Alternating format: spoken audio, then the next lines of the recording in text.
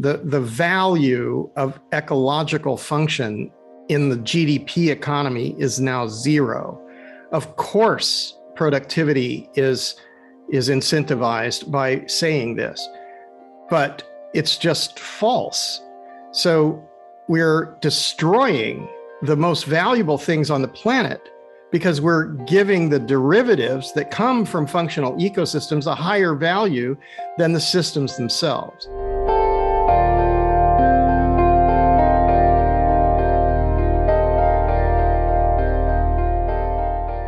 Welcome to another Life Saves the Planet, courtesy of GBH Forum Network. And we have a great show for you today. As I guess Ed Sullivan used to say that, for those of you who remember Ed Sullivan. And to start, I'll introduce to you John Shull, who is actually the inventor of EcoRestoration Alliance.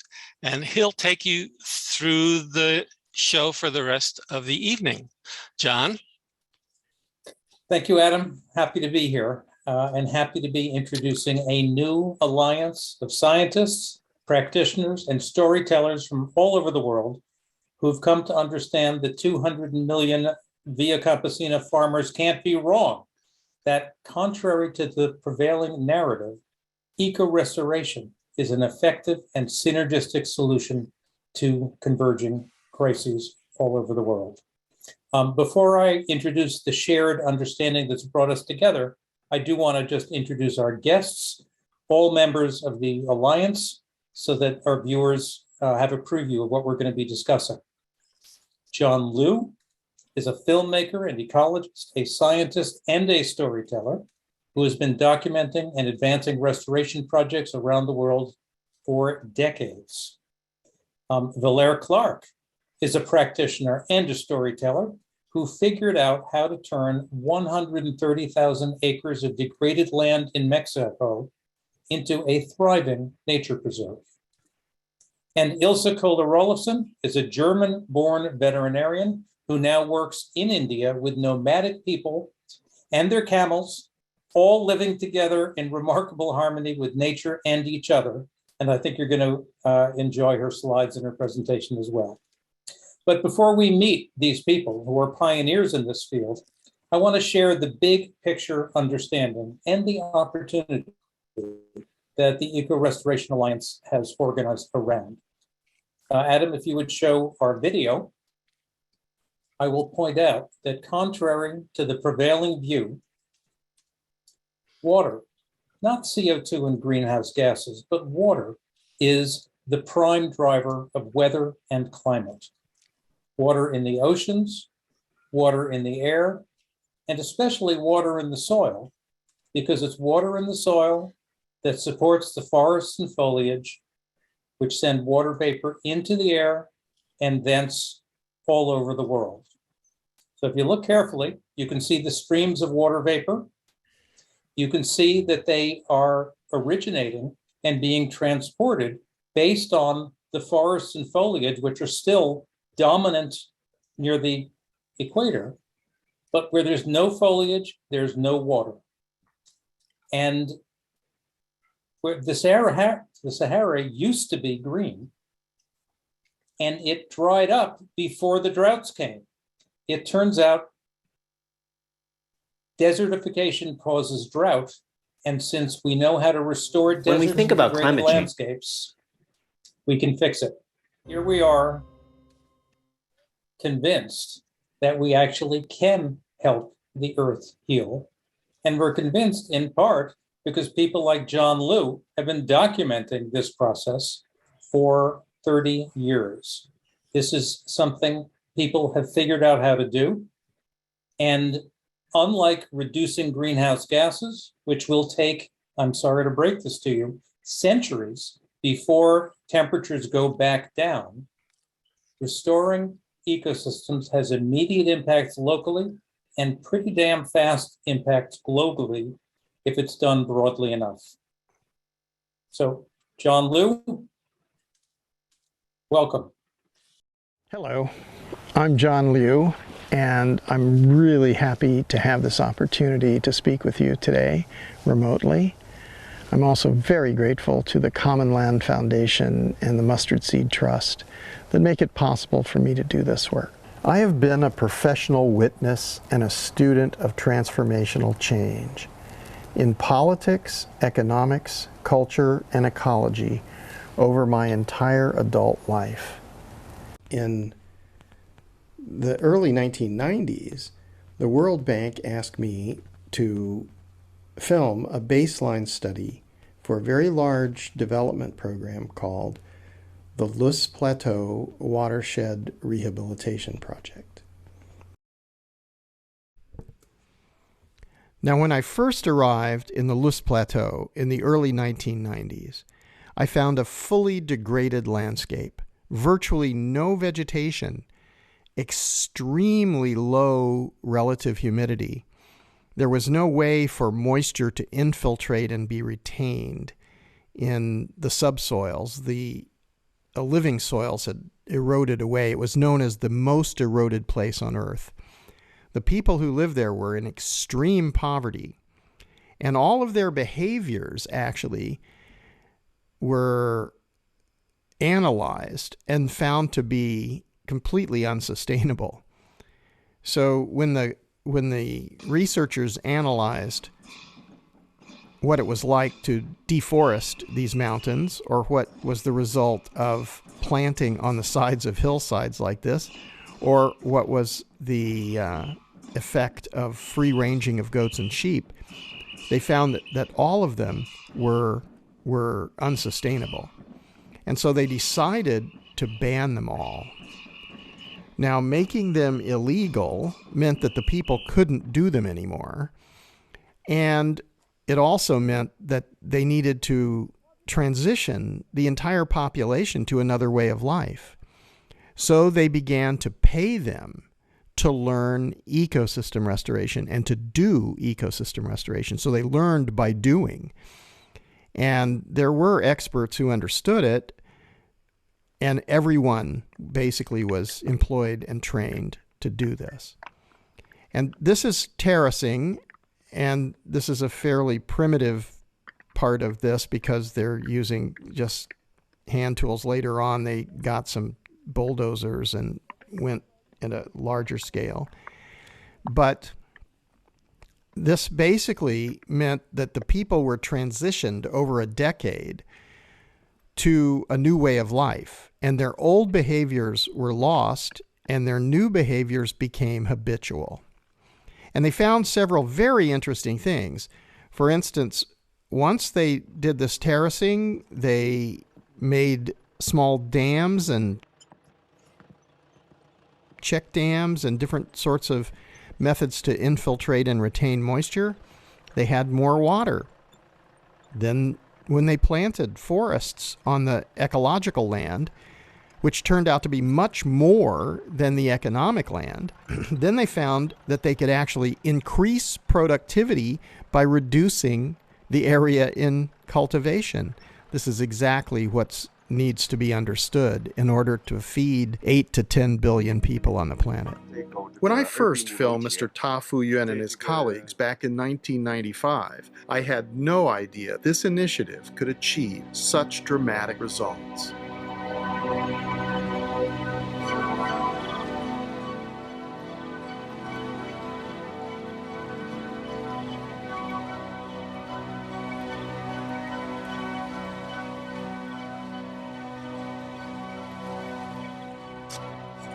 The effort that people put into converting their slopes into terraces has resulted in a marked increase in agricultural productivity. The higher yields are directly related to the return of natural vegetation in the surrounding ecological land. Well, this was a revelation to me that it was possible to rehabilitate large-scale damaged ecosystems. And I've spent every moment since this time trying to understand all the various aspects of these systems that are interconnected. And I've been very fortunate to have the opportunity to study this, and I've been to more than 90 countries now looking at these situations. And I found that there are really only two states. There's functional, which I would equate to evolutionary succession, or there is massive dysfunction. And this dysfunction looks like it's totally connected to human history. So human impact on ecological systems without consciousness leads to degradation, but it's not an inevitability. And what I saw were the principles, and the principles of evolutionary succession are always more biodiversity, always more biomass, always more accumulated organic material. And this is what creates, naturally filters, and continuously renews the oxygenated atmosphere, the fresh water system, the soil fertility, and the amazing biodiversity that evolves on the earth. And so learning this, following this, has made me realize that this is what we need to do. We need to restore all degraded lands on the earth. This is my friend Willem Farida, who is the CEO of the Common Land Foundation, which now has over 2 million hectares in restoration around the world and is advising many organizations and individuals on restoration. Yeah. How are we going to deal with climate change? The talk just goes on and on and on, but yet here is something that can be done. Yeah, especially these man-made deserts, we can turn them into green areas again. It's lots of effort, it's lots of labor, but we have the financial means to do it, and it will sequester, it will be carbon sinks. But we just have to shift our attention to the natural systems. So what I propose is that we go to a system where we have 4 returns per hectare, and that a financial return or an investment return is a logical thing. But there are other 3 returns. The return of natural capital, or the return of nature, you could say, here. The return of jobs, very important, because we are talking about people who want to work or need work and want to live well. But maybe the most important is return of inspirational capital or return of inspiration. If you bring the return of inspiration back in the landscape, it will also bring back a return of meaningfulness in people themselves. Simultaneously with the development of common land, I've been working on another project, which is the creation of the ecosystem restoration camps movement. Over the last 5 years, it's gone from no camps to 50 camps in 6 continents. So there's a lot of evidence that local people and many institutions and many locations are ready to do restoration on a planetary scale. And what we're finding is that actually the value created by restoration is vastly higher than the productivity. So we've made an error in our calculation about value. We need to change the economy. The movement that we're building here together is about bringing back hope. It's about bringing back purpose in life. The biggest problem that exists on our planet Earth now is climate change. So as a result, we're facing so many problems, but the solution to them is the same. We start restoring the ecology, the ecosystems. If we apply regenerative techniques to bring it back to life, this is enough to reverse climate change. Well, thank you for listening, and here's my information. Feel free to contact me if you would like to. Thanks very much, and welcome to the EcoRestoration Alliance. Looking at your before and after videos, you can almost feel the difference in temperature and in quality of life between the before and the after.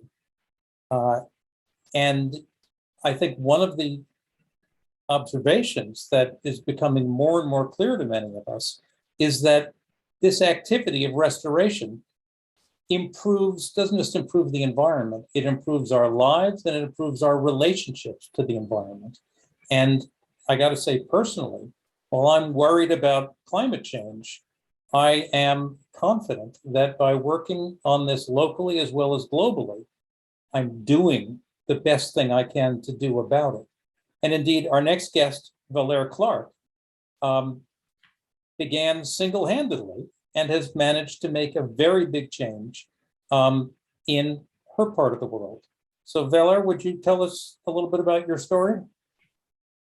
I'd be delighted. I was born in New York City. I had no contact with nature except for Central Park. I grew up with very little science background. And so when I ended up in the west of the United States on the border of Mexico, New Mexico, Sonora, Mexico, and Chihuahua, Mexico, that Four Corners area, which happened to be one of the world's most biodiverse areas and happened to be one of the best migratory corridors for birds and animals coming up from South America through Mexico to the United States. But I didn't know any of this when I got there. In fact, when I got out to the hillsides, I was horrified. They were bare. A lot of rock was showing, very little grass. It was dusty. It was hot. There was no rain. I was terrified. And I was more terrified when the monsoon came and the waters came down all at once, flooding the canyons and literally draining the hills of soil. And I thought, nature's destroying itself. What's going on here? It's something's unnatural. And I looked into the history of the region, and there were 3 C's: cotton, cattle, and copper. Now, the copper, how did that get in there? Well, the copper needed trees for fuel in the processing system of the copper system. So they went into the hills and cut down the trees. And when they cut down the trees, the grasses came up. And when the grasses came up, they put sheep, cattle, and goats on the hills. Very little management. And within a short period of time, those hills were denuded. And in the valleys, they ripped the soil up and put in deep wells, and they planted cotton, which needs a lot of water. And that started dropping the water level in the table in the ground. So we were thinking of ourselves first. And I realized that man has to change and put nature first now. We are in a dire situation. So I thought, what can we do about this? And I noticed that in certain places where there was really better conditions and a little grass, that the water came off the mountain in such a way that it pushed the rocks together in a little dip and formed like a little barrier. And so the water didn't cut into the soil, but it stayed behind it and went slowly down and deposited soil in that place. And the light bulb went off. And I thought, what if I did that? What if I went up into all the hills and put in these little rocks dams? What would happen? And at the same time, and I'm sure there's some kind of higher plan, because where I got out there and why these men came, but men came up from Mexico, from Guanajuato. And I asked them, I said, they were looking for work. Can you do this? And they said, oh, yes. Our fathers, our grandfathers, our great-grandfathers, they've been putting in these rock structures on the sides of hills for generations, and we grow our corn there because it fills up with dirt. That dirt doesn't get dried out. It stays wet because the water doesn't evaporate. We put our seeds in there, and we've got corn. I said, well, if I get you papers of agricultural workers, will you continue to do it? Come back every year? Oh, yes, senora, we'll come back. So they did. So this is how I started, and we did all the sides of the hills first. And after about 5 years, I noticed that grasses were coming up in all the little pockets. And after 6 years, that grass had spread out. And after 10 years, the whole mountain was covered, and the mountain became a sponge. Literally, water was running in the ground all year. And at the bottom, down where the washes were, those washes weren't receiving all this water at one time, so that when the rains came, it wasn't a huge flood, it was just a little flood. So we started putting in rock structures in the washes themselves, and we keyed them into trees on either side or a big wash or so. But it took a little bit of science to do that, figuring out how to do that, but we did it. And now the water comes down in steps all the way down the mountain, and we have water all year round. And in the water, we have insects above the water and in the water, and we have fish. And when we have insects, we have bats, we have birds. Then the animals come in, and the mountain lions come in, and the deer and everything. And it was an explosion. And I was working with a very prominent fish biologist, desert fish, and Wendell Minkley, and he said, Valer, there's a stream in Mexico that is the most important stream in North American hemisphere because it has 8 species of fish. They're endangered and endemic. We really need to save this. This is very important. So I thought, well, all right, we'll see what we could do. And it turned out, again, a fortuitous happening, that land became available. And that was the first place we started working. This slide shows you how we put rock structures in. And on the right, you see a little worker in a little wash. You do them all the way up so that anybody can do them in their land. You just stop the water and let it slow down. And within 2 years, that will be filled in, and you will have grasses growing in there. The one on the lower right-hand side there is a very large, we call these gabions. These are rock structures put in wire baskets. And that one there probably is 300 yards. I mean, it's a very, very large one. And that's holding back soil for probably a quarter mile. And that's all a sponge now. So what happens is the water goes in the ground, and then downstream of this, you start having trees come in. You can show another slide then. Yes, so on the right-hand side, you see the water running. That didn't used to have water in very long. That used to have water in, for maybe 1 month. And you can see the down cutting on the side, the tree in the middle, that kind of crooked tree there. On the right, it's covered because we put in some pole planting. That's the sticks there go into the ground 8 feet, and they reach the water. And within 5 years, we have trees 15 feet tall. So on the bottom right, you see me standing in a wash. That's a wash in the forest. That's what happens after a big rainfall when we've had no vegetation really underneath and a fire. So all the water is ripped off the mountainside, and that was very prominent all over the land. And on the right of that, you see the little rocks, how we've put those in. They're probably 1 meter tall or 4 feet tall, and they go into the ground a foot or two, and they fill in very, very short period of time. Now, above you see a picture that's before and after. This is the Cajon Bonito. This is the stream that Wendell Minkley wanted us to restore. And on the left-hand side, you see a situation where the cattle are in there all the time.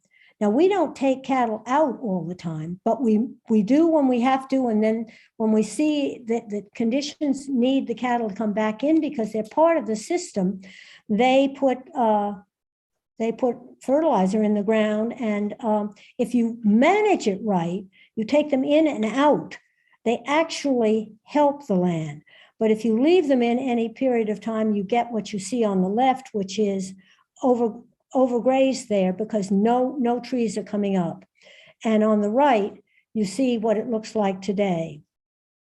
This picture was like 12 feet high above ground, maybe 6 in the ground, and it was in fairly large wash, and that filled in within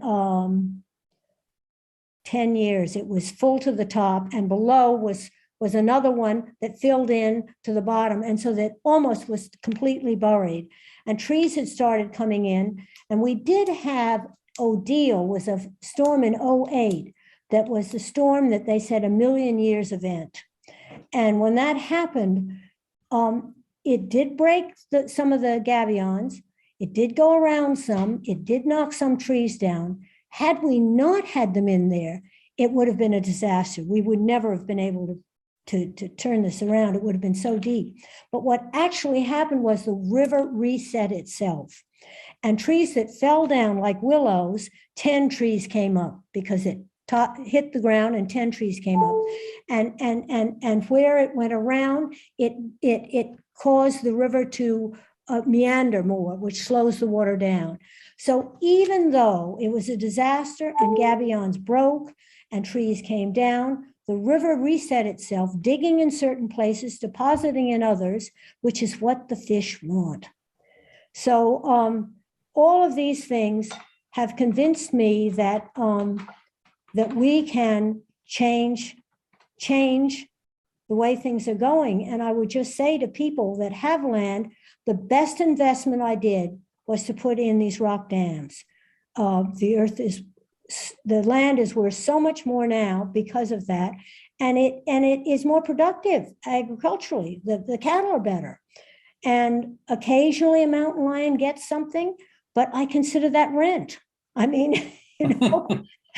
So, and now in Mexico, the animals have been coming north, and we have on our land animals that haven't been there for a long time. And this last year, we have pictures of 2 jaguars that have come up from the south that are looking for land that is, you know, all right, they're looking for land. But just to say that I hope everybody realizes it can be done. And there are things that you can do in cities. You can tear up cement and put in pocket parks. You can not buy plastic items or put pressure on people not to buy plastic. And you can support those of us on the land who are turning things around. Thank you. It's a great saga. I just want to salute you for 30 years of hard work and persistence. And look what a difference it has made. You can see that it's clearly tremendous for the wildlife that's there. And for that matter, I would imagine for the human life that's there. These days, a lot of people who may not have realized how important nature was are also concerned about these disastrous predictions about climate change. Is the environment pleasanter now that you've changed it? Does it provide some buffering against heat waves and drought? Oh, the temperature has dropped in all those areas. And a scientist, Laura Norman, who has been taking almost 15 years of study work, has monitored how the temperatures change, how much water stays in the ground, and what the vegetation has been. The animals think it's nicer. Right. I think it's nicer too. I want to pick up on a couple of points you made just to introduce Ilse. One was that the locals, the people from the South, said, oh, our grandfathers had been doing this for a long time. And that a good part of the eco-restoration story and many of the practices that we are, quote, rediscovering are actually practices that have been used by humans for thousands of years. You also pointed out that the cattle and the grazing animals, if they are managed properly, either by humans like you or the predators who were traditionally there, they're actually critical for breaking up the ground, for fertilizing the ground, for making sure that it thrives. All of this is really relevant to the work that Ilse does, because she's dealing with a really interesting culture that is working with animals and have been doing it as enlightened indigenous caretakers of their culture and their environment for quite some time. So Ilse, can you tell us about your case and their case? Yeah, thank you very much, for John, for that brilliant transition from Valer's work to mine. Yes, I've been working for the last 30 years or even longer with people who are called pastoralists. Pastoralists are people who move with their animals through the landscapes. So they are different from ranchers who keep their animals in enclosures. They move, they herd their animals through the landscape, and they usually support the animals on common property resources. So they're not landowners themselves, and or sometimes also on harvested fields. Can we have my presentation, please? So, and pastoralists are actually, we have them all over the world, and they are wrongly accused of causing, they're often associated with droughts and desertification, and they're thought to be backwards. But in actual fact, their way of using the land, which is about 9,000 years old, can play a crucial role in restoring ecosystems. So the particular group I've been working with for 30 years, they are called Raika, and they live in the west of India towards the Pakistani border, and they have a very close association with camels. Also, some of them also keep sheep, goat, and cattle. And the Raika actually believe they were created by God Shiva in order to take care of camels. So this gives them a sense of responsibility for the welfare of their animals. Next slide, please.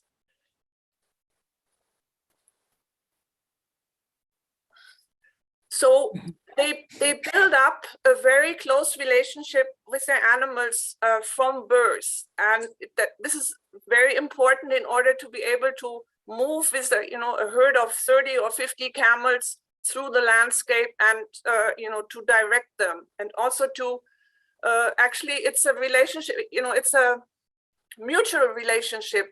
The herders also follow their animals. It's not necessary that the herder always leads the animals. Sometimes the herder also learns from the animals where there is a good grazing. And here in the picture, you see Gamnaram Raika, who is talking to his male breeding bull, which is actually, you can see the close relationship, and these male breeding camels can actually be very dangerous, but if they're handled properly, they become very friendly. Next, please.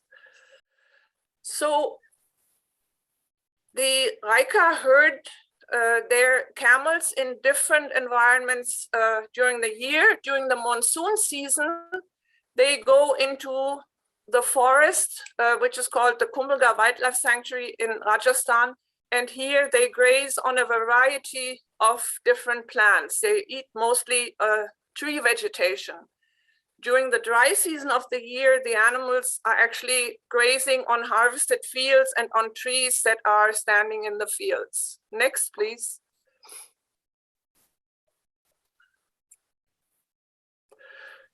So they eat these very prickly and thorny plants like this acacia tree here. The camels, they love these trees, which are green through the whole year and provide fodder through the whole year, even if there's no water. Next, please.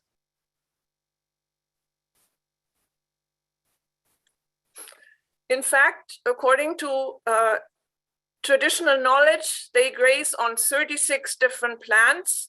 Actually, in reality, it's more, but 36 is kind of a magic number. And all of these plants are also used in traditional Indian medicine in the Ayurveda. So they all have medicinal value. Next.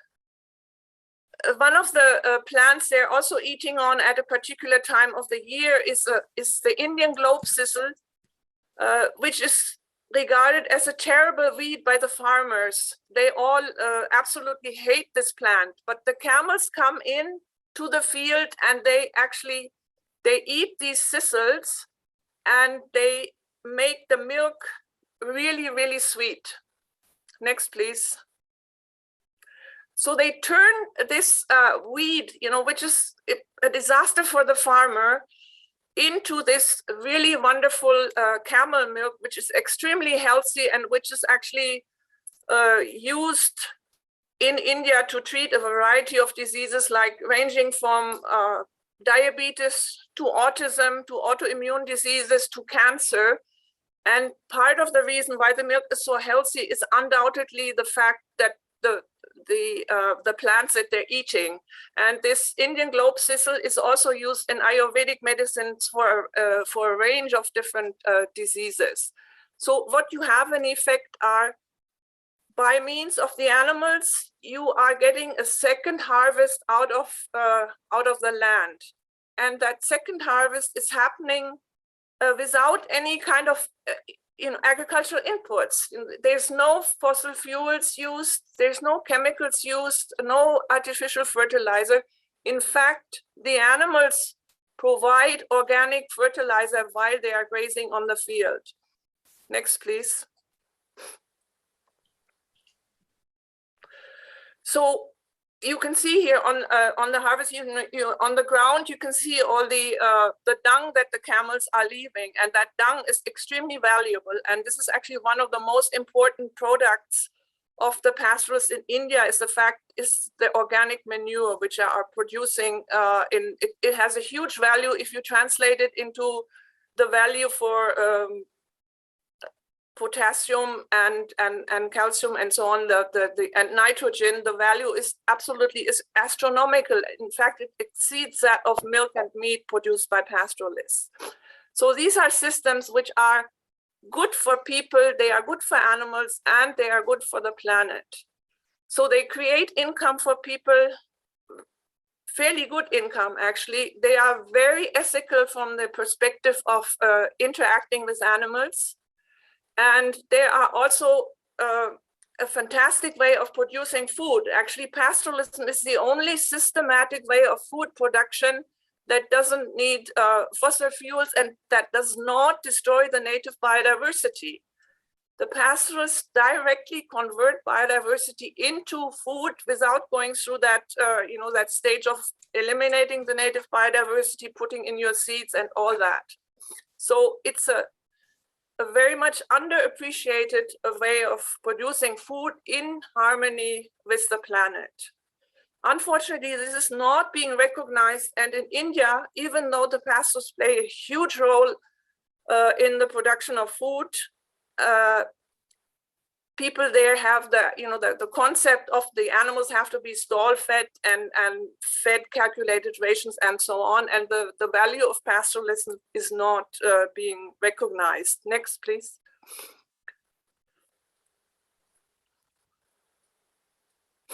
So just in summary, pastoralism is a solar-powered way of food production without use of chemical fertilizer, pesticides, etc.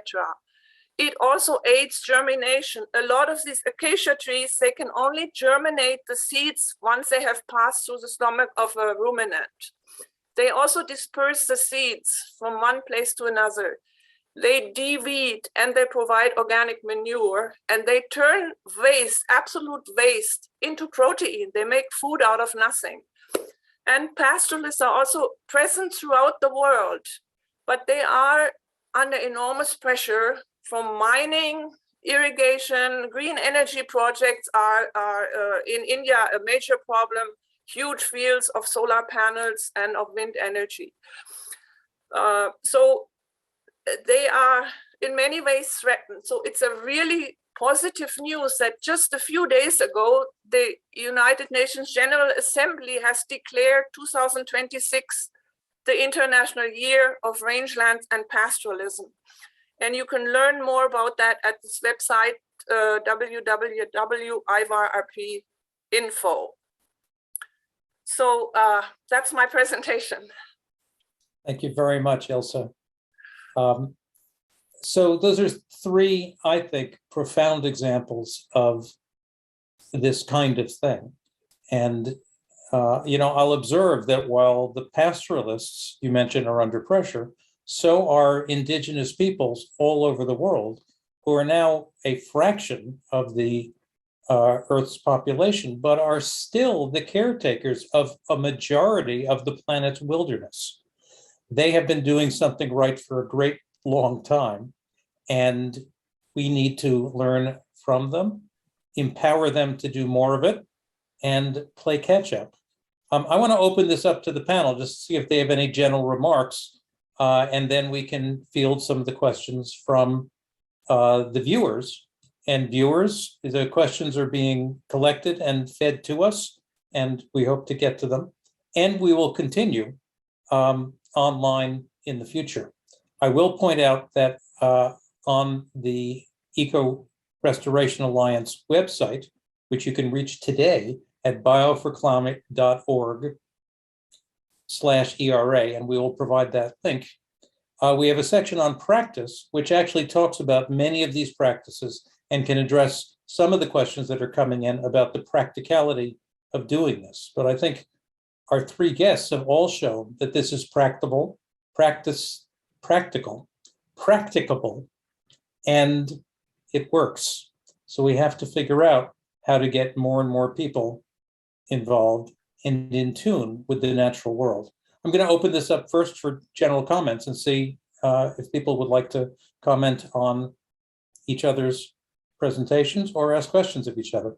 Yeah, no, I know that livestock is a very controversial topic, and John also mentioned in his presentation that the sheep and goats were destroying the hillsides and they were kept out. And it is very true. It depends on how the livestock is managed. The most important part is that it has to keep moving.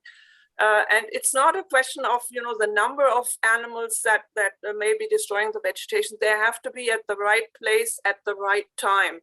You don't want to have your herds at the stage when, trees are just coming out of the ground and sprouting. They have to move. So you want to keep them moving all the time. And that really is the secret. You need to mimic basically the movements of animals that they were doing in the wild. And we know that, for instance, in Spain, there has been a huge movement to revive the traditional transhumance, which was in practice for at least 600 years, because the quality of the merino wool actually depended on the animals moving. And when this movement stopped, it had disastrous effects for the ecosystem, until a very famous Spanish naturalist, Jesus Garçon, came and realized that if we don't have the animals at the right place at the right time, they are doing damage. So he started to revive the whole transhumance, and Spain is now leading actually the revival of transhumance as a means of eco-regeneration, and also as a means of bringing back a lot of wildlife. Once you have the sheep moving through the landscape, the vultures and a lot of wild animals also come back. And animals are also very important for leaving their dung in the landscape, because that's a hotbed of insects at the bottom of the food chain. And once you have the cow patties in the landscape, the insects come, and then the birds, and so on. Yeah. I want to agree with you. We move our cattle every 4 hours in most places. So we keep them moving, and they're so used to it, they now know. And with 1 or 2 men, we can move them. And the dung beetle distributes the cow patties around if you don't put ivermectin or something in the cattle. So we try to think from the beetle up. We try to think of all the insects in the area that we are using, what they need, because we realize that each thing has its value. So I agree with you. One of the insights that I've latched onto recently is the recognition that the microbiome, which is a term we've become familiar with for our own gut, is also really important for the soil microbiome. And it's the same damn microbiome. Those same organisms keep us healthy and keep the land healthy, unless we use pesticides and engage in all sorts of practices that destroy those processes which have evolved for millions of years. Which brings me to a general question from the audience that was addressed by Mariam to John. What do you think, she asks, needs to be done to ensure that restoration is truly ecological? Can it include the kinds of human stewarded processes that we've been talking about, as well as simply rewilding the land? What's the past and future of ecological, Professor Liu? Well, I'm not a professor exactly, but I think that what we see is that human consciousness is the determining factor. So exactly what Ilse and Valer were saying about the movements of animals, we need to understand that this is already moved into animal husbandry. And in wild situations, you have something which Valer and Ilse are mimicking. So you have a type of biomimicry where they're doing something which was a norm in an evolutionary succession for animals. And the relationship between the animals, the soil, the plants and the water and the insects, all of that is part of a multi-dimensional symbiotic system. So when we go to domesticated animals, really the consciousness becomes hugely important because we're altering systems now. And so as they've shown with their work, you can do it right or you can do it wrong. And we've seen that it's happened wrong in many places and it's still going on. And that really depends on the consciousness of individuals. And that's true for reforestation, for grassland restoration, for wetland restoration, for protection of biodiversity, coastal regions, riverine systems. It's the same everywhere. It's the consciousness of the individuals and of the society that determines what these systems end up like. And it's been some time, well, I think my research suggests since the beginning of settled agriculture at least, if not even before. So before settled agriculture, I think human beings began to interrupt predator-prey relationships, which did change landscapes, which did change evolutionary outcomes. So you can't just say it's all on agriculture, but agriculture was a major change. And not understanding these principles of biodiversity, biomass, and accumulated organic matter and doing agriculture is a terrifying mistake because it's so huge and it alters everything. It really is altering atmospheric situations, the wind speed, wind direction, temperature, surface temperature, everything. The physics of the earth are massively altered by human beings. And so we need to know that this is the moment in human history where there has to be a tsunami of consciousness that just makes sure that every human being on the planet is aware that we are alive because these living systems create, constantly filter, and continuously renew the life support systems on the planet, and that we're interrelated with everything that has ever lived, and we are determining the future of all life on Earth. Because we have become we're calling this the Anthropocene now, because human impact is as eventful as cosmic or geologic forces. This is outrageous.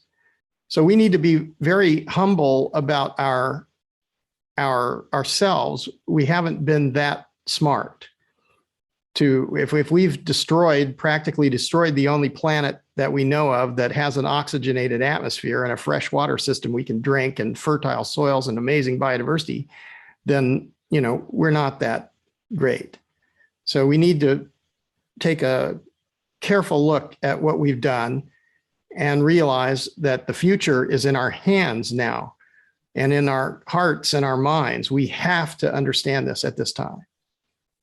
And just to provide an oversimplified example of what one might mean by consciousness, I'll just point out the difference between the modern industrial agriculture consciousness, which says if you want to grow crop A, let's say it's corn, what you do is you plow up the soil, you kill everything that isn't crop A, and you have these vast factory farms of just corn.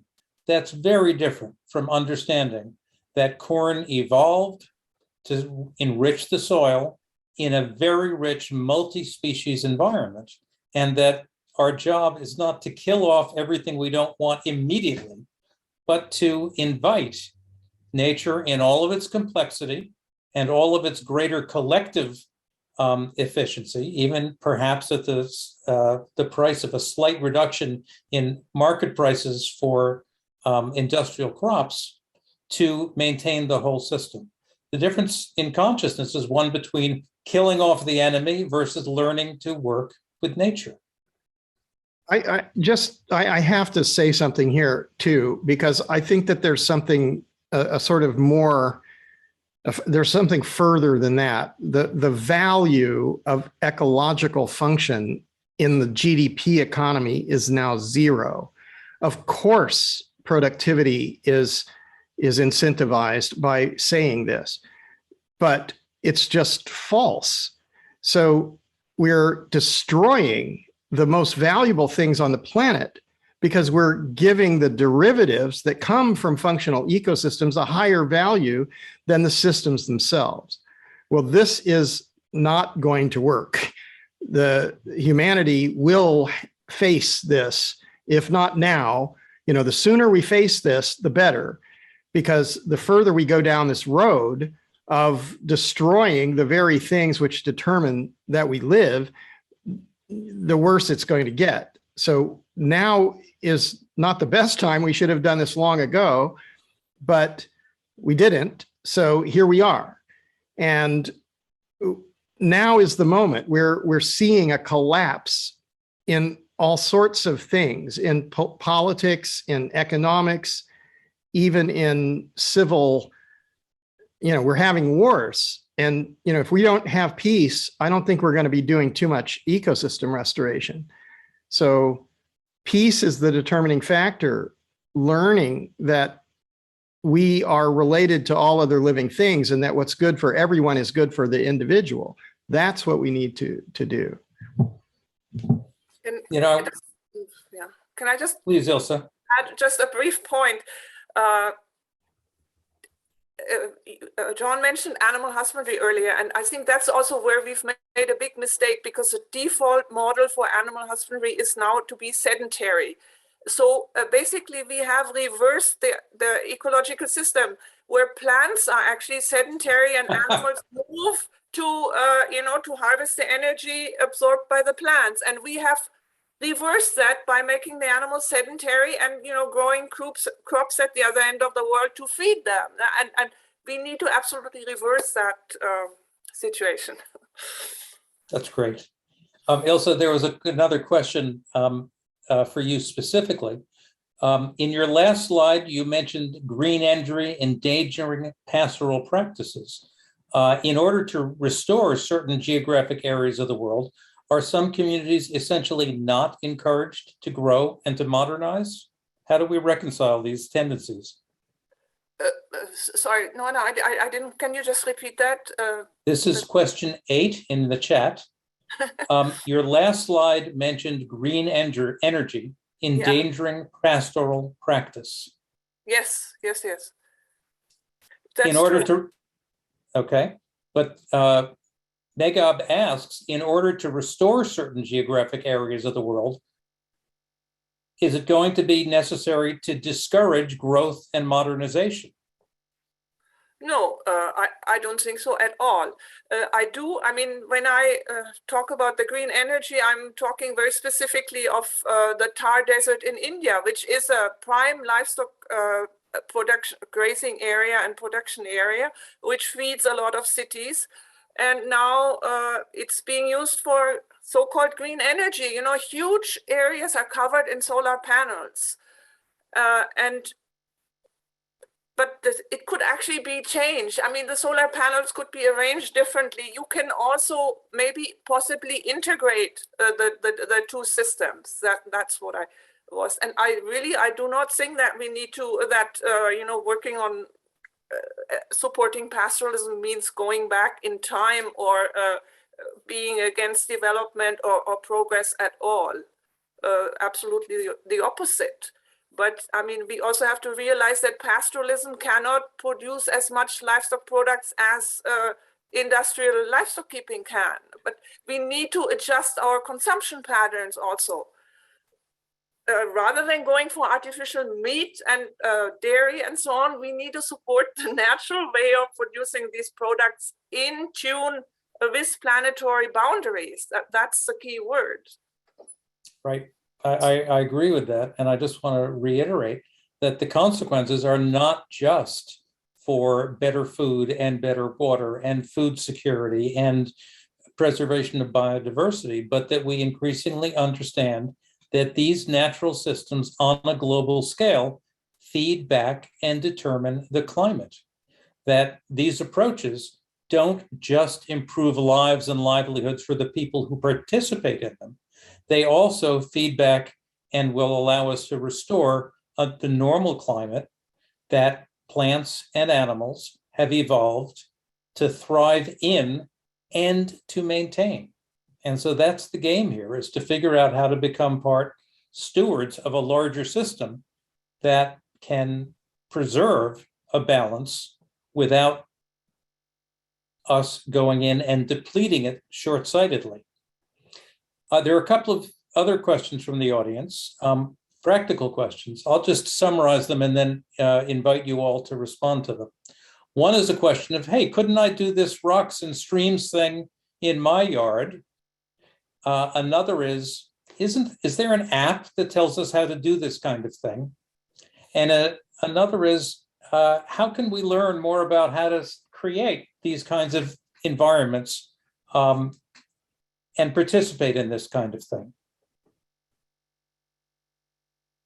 Well, I'm delighted you're asking, because yes, you can do it on your own land, and you can observe where the water runs after a rain. I don't know how much land you're talking about, but if you have a backyard of, say, an acre or something like that, you could, if you don't have lower places, you could put some lower places and put some compost in there, and pretty soon that water will go in there and get wetter all the time, and you can put pollinator plants in there, and then bees will come in there, and then something that a bird would like. So then you'll have birds in there, and that bird will distribute the seeds. There are lots of things you can do. In fact, in a city, if you could take up some of that concrete and put in pocket parks, people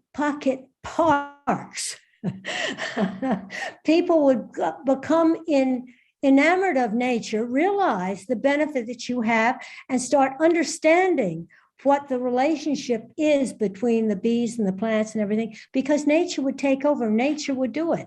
So yes, you can do it in your own yard. Very good question. John, do you want to talk a little bit about how people can get experience living in environments where people are really trying to walk the walk and learn the practices? Well, I think this is the reason for the ecosystem restoration camps, and they're forming all around the world with individuals and communities who choose to do this. So everyone can choose to do this, and we have to do this both locally and globally. So we can do it at small scale. We have a camp in Hollywood called the Birdhouse, and they have the Soil Sponge Initiative, where they go out on weekends with 20 people and fix people's front yards or backyards or side yards, and even in public spaces, turn them into soil sponges. So that could be done anywhere. Anyone could choose to do that. We have other, I'm at a place in Mendocino right now where intentional community has tremendous activities going on with the entire Navarro River basin, with changing their meadows into native indigenous meadows to avoid the compaction from a century of logging and then cattle movements.